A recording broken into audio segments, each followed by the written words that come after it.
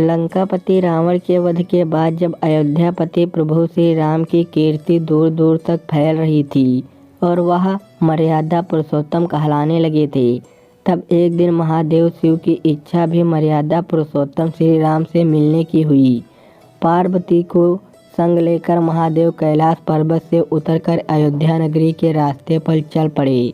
भगवान शिव और माँ पार्वती को अयोध्या आया देख श्री राम बहुत खुश हुए।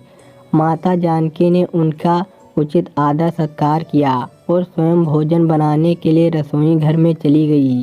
इस बीच भगवान शिव ने श्री राम जी से पूछा, आपके सेवक हनुमान जी दिखाई नहीं पड़ रहे हैं।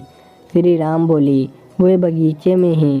शिव जी ने श्री राम जी से बगीचे में जाने की अनुमति मांगी और पार्वती का हाथ थाम कर बगीचे में आ गई।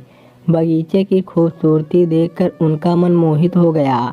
आम के एक घने पेड़ के नीचे हनुमान जी दीन दुनिया से बेखबर गहरी नींद में सोए थे और खर्राटों से राम नाम की धुन उठ रही थी। चकित होकर शिव जी और माता पार्वती जी एक दूसरे की ओर देखने लगे।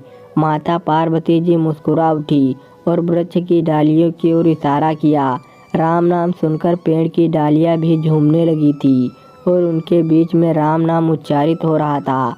शिव जी इस राम नाम की धुन में मस्त मगन होकर खुद भी राम नाम कहकर नाचने लगे।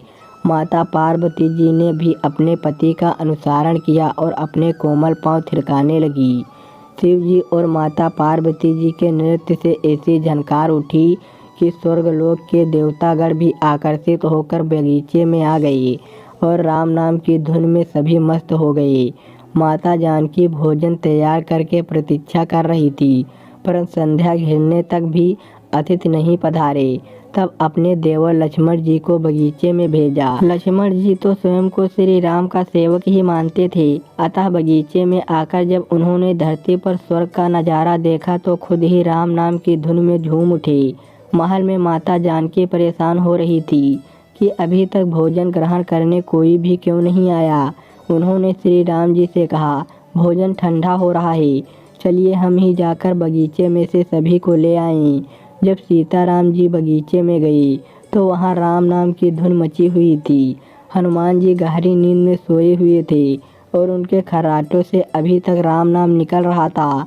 राम जी ने हनुमान जी को नींद से जगाया और प्रेम से उनकी तरफ निहारने लगे।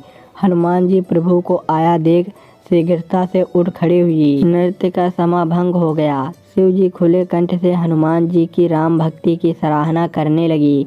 हनुमान जी मन ही मन खुश हो रहे थे। सिया राम ने भोजन करने का आग्रह भगवान शिव से किया। सभी लोग महल में भोजन करने के लिए चल पड़े।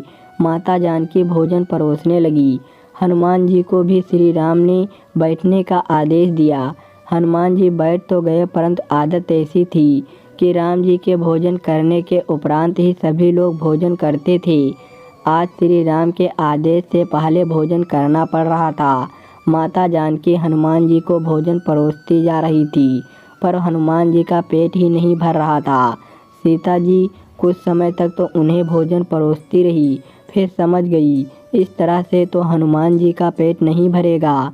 उन्होंने तुलसी के एक पर राम नाम लिखा और भोजन के साथ हनुमान जी को परोस दिया। तुलसी पत्र खाते ही हनुमान जी को संतुष्टि मिली और वह भोजन खाकर उठ खड़े हुए। भगवान शिव ने प्रसन्न होकर हनुमान जी को आशीर्वाद दिया कि आपकी राम भक्ति युगों युगों तक याद की जाएगी और आप संकट मोचन कहलाएंगे। कहानी अच्छी लगी हो दोस्तों तो लाइक और सब्सक्राइब करिए। धन्यवाद दोस्तों।